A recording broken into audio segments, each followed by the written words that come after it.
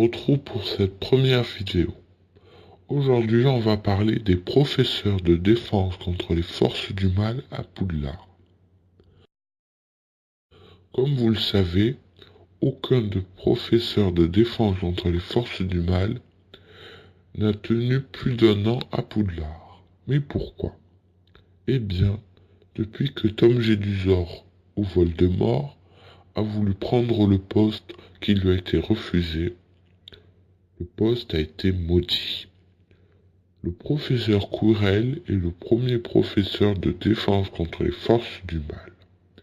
Il était possédé par Voldemort et tentait de retrouver la pierre philosophale dans le château. Mais Harry a touché Quirrell, ce qui l'a détruit. Gilderoy Lockhart, le deuxième professeur de défense contre les forces du mal. Malgré sa beauté, il n'est pas fort du tout en magie. Il se vante souvent de ses exploits, mais en voulant oublier Harry et Ron, il les fait soi-même. Remus Lupin, le troisième professeur de défense contre les forces du mal, est le meilleur professeur qu'il y ait jamais eu à Poudlard.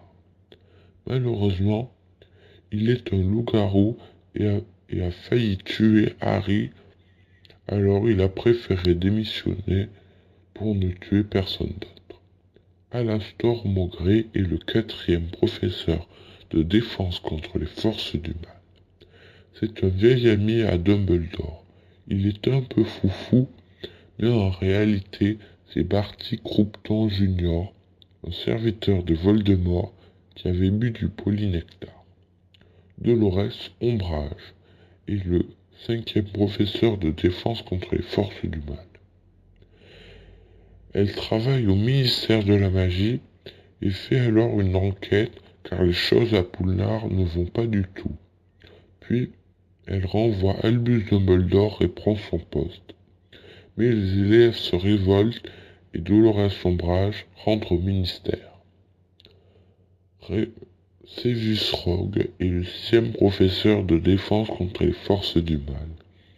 Il était d'abord professeur des potions et a attendu longtemps avant d'avoir le poste qu'il voulait.